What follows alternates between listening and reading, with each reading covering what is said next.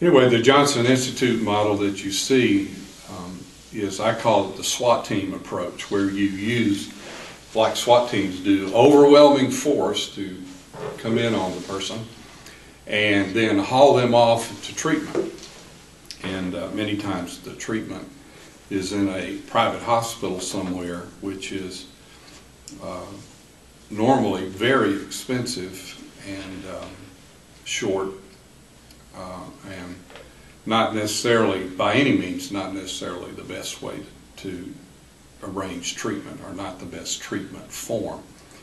So I don't like to use that much. I prefer to meet with the person that has the problem, but I'll say more about that in a few minutes.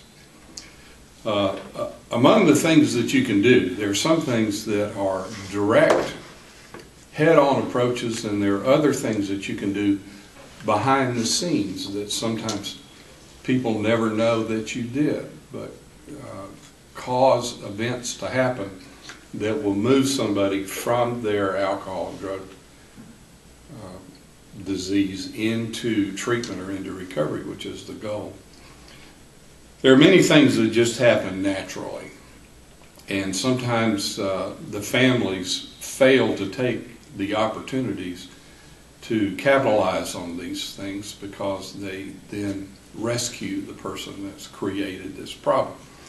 A good example is somebody gets arrested for driving under the influence or anything. It could be family violence or child neglect or whatever.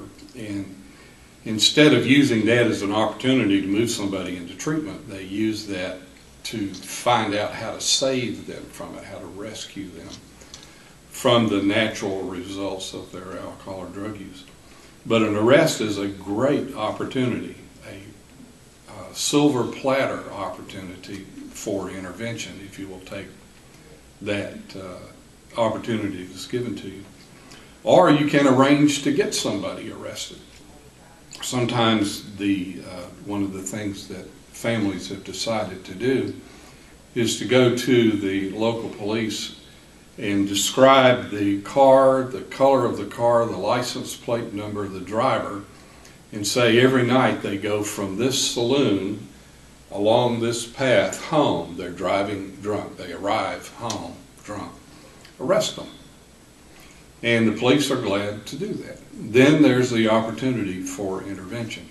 You just make sure that the solicitor, the prosecutors, the attorney, and the judges are all in on this opportunity, and you, from just behind the scenes, can arrange for them to have a clinical evaluation done, and it then becomes a requirement that they complete treatment or the conditions of the pretrial program or probation.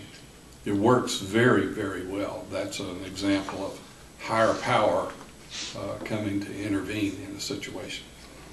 But that's an opportunity. Sometimes people have a blackout, or they wake up and realize they don't remember what happened for a period of time. It can be hours or days or weeks that a blackout occurs. And for some people, that's a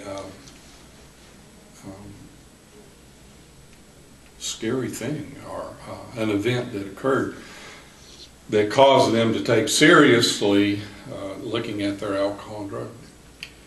Employees sometimes do drug tests or random drug tests, particularly if there's been an accident, or if they work in a drug-free workplace where they may do random drug tests. But that's an opportunity, because when employers are involved in people in making people have referrals into treatment, they work very, very well.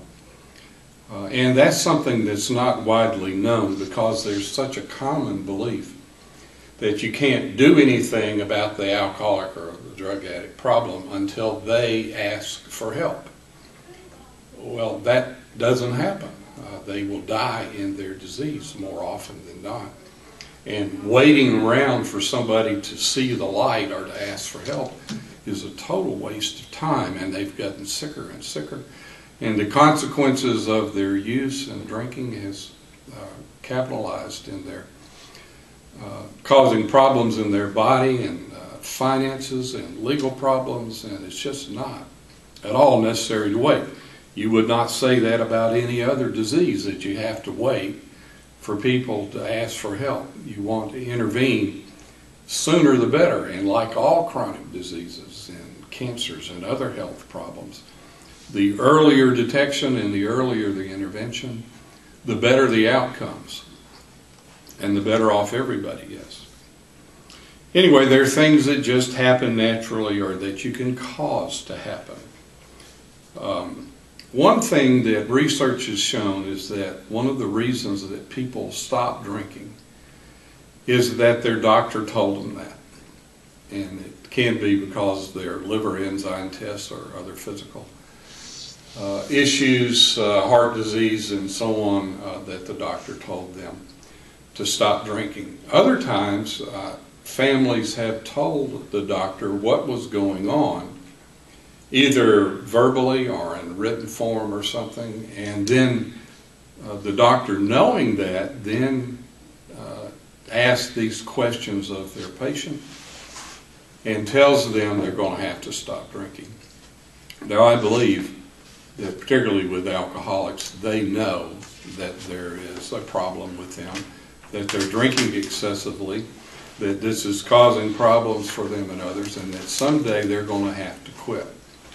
And many times the day they realize they're going to have to quit is the day the doctor told them, now's the time for you to stop drinking.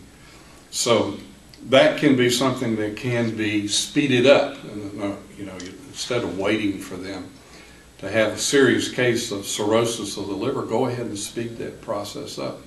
Let the doctor know what's going on at home or in secret, that there's way too much alcohol being consumed, and to go ahead and tell the patient that they're going to have to stop drinking. Sometimes the Family and Children's Services in this state shows up because there's been an anonymous tip or complaint that children are being neglected. It can also be an elderly person that's being neglected or abused. And they will investigate. And particularly if the anonymous complaint gives them details of the alcohol or drug use, that can be a powerful intervention, because then there will be an investigation. Court processes can be involved, and people can be required to seek help and to be clean and sober as a condition of either their freedom or a condition of their being able to maintain their children with them in their own home. That will create a crisis, and many times is the kind of thing that will save everybody's life and create an intervention. Marital problems are bound to result when people are drinking, using drugs. And opportunities occur when you seek marriage counseling or help for your marriage. Unfortunately, many times marriage counselors don't ask about the alcohol and drug issues. And it may go on, and so they're talking about communication problems within the couple when the thing that's generating all the problems is alcohol or drugs. So if you're going to use the marriage counseling as a way of confronting the alcohol and drugs, make sure that becomes the priority. Sometimes people will get pregnant, they stop drinking and using. There may be a car wreck or something that causes them to have to deal or confront their alcohol or drug use. I've known people that had near-death experiences that totally rearranged their life, and they made new decisions about their priorities and their alcohol and drug use.